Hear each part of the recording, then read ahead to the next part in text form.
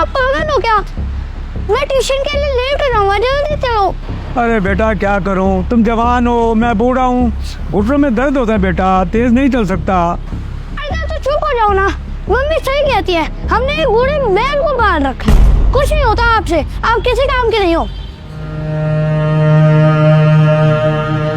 चलो आप रुक क्यों गए, चलो ना।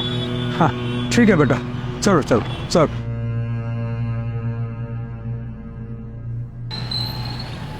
अरे सर आप पड़ोसी। गुड आफ्टरनून बेटा। ये कौन है? ये हमारे प्रिंसिपल साहब। अच्छा अच्छा। नमस्कार जी, आप इसके दादाजी हैं? जी। बेटा आप कौन सी क्लास में पढ़ते हो? मैं फोर्थ। और आपका नाम क्या है? तो राघव बेटा, ये आपका बैग आपके दादाजी ने क्यों पकड़ा हुआ है? जी वो बच्चा है ना, बैग बहुत भारी है, थक जाता है। देखिए सर, आप मेरे पिता समान हैं, थक तो आप भी इस उम्र में बहुत जाते होंगे, पर रही बात बच्चों की, तो बच्चों में तो काफ़ी एनर्जी होती है, उन्हें हमें काम करने देना चाहिए। और राघव बेटा, आप अपना काम अपने आप किया करो और दादू के साथ ऐसे बातें नहीं करते। लेकिन मम्मी पापा ही कहते हैं कि दादू तो काम करने के नहीं है, अगर वो काम नहीं करेंगे तो उनको ओल्ड एज होम भेज देंगे ना।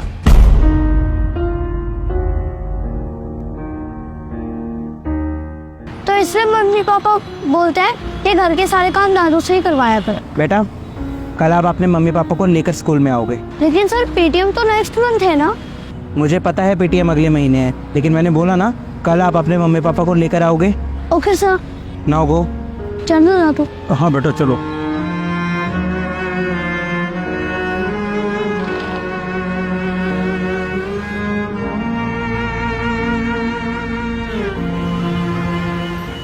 सर आपने हमें अचानक बुलाया, हमारे बेटे की कोई कंप्लेंट है क्या? उसने कोई शैतानी की है क्या? नहीं नहीं, राघव ने कोई शैतानी नहीं की है, मुझे आप लोगों से बात करनी थी, इसलिए मैंने आप लोगों को बुलाया। आप एक काम कीजिए, ये कुछ लिस्ट है, आप एक बार चेक कर लीजिए दोनों। सर ये किस चीज़ की लिस्ट है? दरअसल ये हमारे शहर में जितने भी ओल्ड एज होम है उसकी लिस्ट है। अरे सर ओल्ड एज होम की लिस्ट आप हमें क्यों दे रहे हैं? आप लोग चेक कर लीजिए जो ओल्ड एज होम आपको अच्छा लगता है, क्योंकि आप लोगों को जाना पड़ेगा ना वहाँ पे। अरे सर आप क्या बात कर रहे हैं, हम भला क्यों जाएंगे ओल्ड एज होम? क्योंकि आपका बेटा आपको वहाँ भेजेगा। राघव, बट सर वो ऐसा क्यों करेगा? अभी नहीं, कुछ सालों बाद की बात कर रहा हूँ, जब राघव बड़ा हो जाएगा तब वो आपको वहाँ भेजेगा ना। सर क्या मजाक चल रहा है ये सब? स्कूल में बच्चों को अच्छी बातें सिखाई जाती हैं और आप हमारे बच्चों को ये सब सिखाएंगे कि वो अपने पेरेंट्स को ओल्ड एज होम भेज दे? देखिए मिस्टर सिंह, स्कूल से ज़्यादा ना एक बच्चा अपने घर पर रहता है और वो अपनी सारी अच्छी बुरी आदतें, अपने संस्कार अपने घर से ही सीखता है। ये सब राघव को हम नहीं सिखाएंगे, बल्कि आप लोग सिखा रहे हैं। सर आप कहना क्या चाहते हैं, साफ साफ बताइए, बातें मत घुमाइए। राघव मुझे कल मिला था स्कूल के बाहर, जब उसके दादाजी उसको लेने आए थे, और मैंने देखा कि वो किस तरह से अपने दादाजी को ट्रीट करता है, किस तरह से उनसे बात करता है। आपको क्या लगता है उसने ये सब कहाँ से सीखा होगा? आप लोगों से ही सीखा होगा ना। जिस तरह से आप अपने पिताजी के साथ व्यवहार करते हैं घर पे, वही सब राघव ने देखा होगा और वही सब वो उनको बोलता है। मुझे माफ कीजिए, लेकिन आप अपने पिताजी को क्या बोलते हैं कि वो एक बूढ़े बैल हैं। राघव को ये लगता है कि उसके दादाजी घर पर सिर्फ काम करने के लिए हैं, क्योंकि आप लोग शायद राघव के सामने यही बातें करते हैं कि अगर उसके दादाजी घर का काम नहीं करेंगे तो उनको वृद्धाश्रम भेज दिया जाएगा। शर्म आनी चाहिए आप लोगों को। एक माँ बाप अपने बच्चों के लिए ना पूरी जिंदगी लगा देते हैं अपनी, ताकि उनके बच्चे अपनी लाइफ में कुछ कर सके, सेटल हो सके। और जब बच्चे सेटल हो जाते हैं, बड़े हो जाते हैं, तो माँ बाप के साथ ऐसा व्यवहार करते हैं। किसी ने सही कहा है, घोर कलयुग आ गया, और इस कलयुग में एक बच्चा अपनी माँ बाप की सेवा तो दूर, उनको फ्री में घर में रखना भी नहीं चाहता।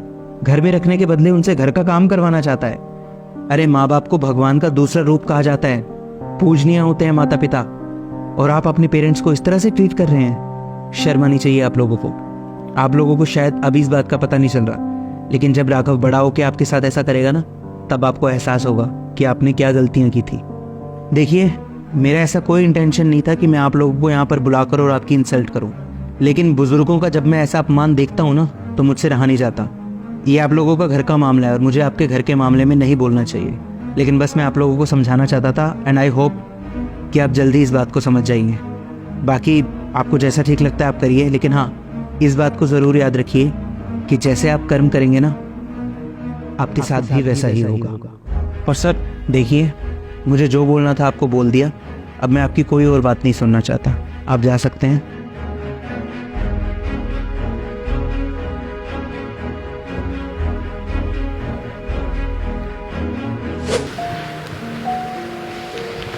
अरे बेटा, अरे अरे नीचे कहाँ बैठ गए बच्चों, ऊपर बैठो ना। अरे इधर आओ ना। पिताजी, आप हम दोनों को माफ़ कर दीजिए। हमसे बहुत बड़ी गलती हो गई है। हमने पूरी ज़िंदगी जाने अनजाने में आपको बहुत दुख पहुंचाया, और आज नौबत यहाँ तक आ गई है कि हमारा बच्चा भी आपकी इज्जत नहीं करता। हाँ पापा जी, हमें प्लीज़ माफ़ कर दीजिए। अगर हमने आपकी इज्जत की होती तो आज राघव भी आपकी इज्जत करता। वो इस तरह से आपसे बात नहीं करता।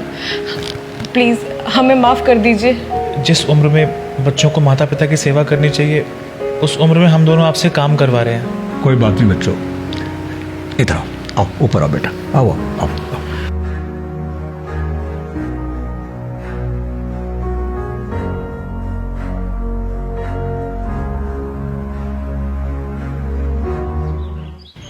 अरे दादू, आपके पैरों में दर्द तो नहीं हो रहा ना? नहीं बेटा, बिल्कुल ठीक है। चलो मैं आपकी हेल्प करता हूँ, आपको लेके चलता हूँ। अरे चलो बेटा, चलो आओ।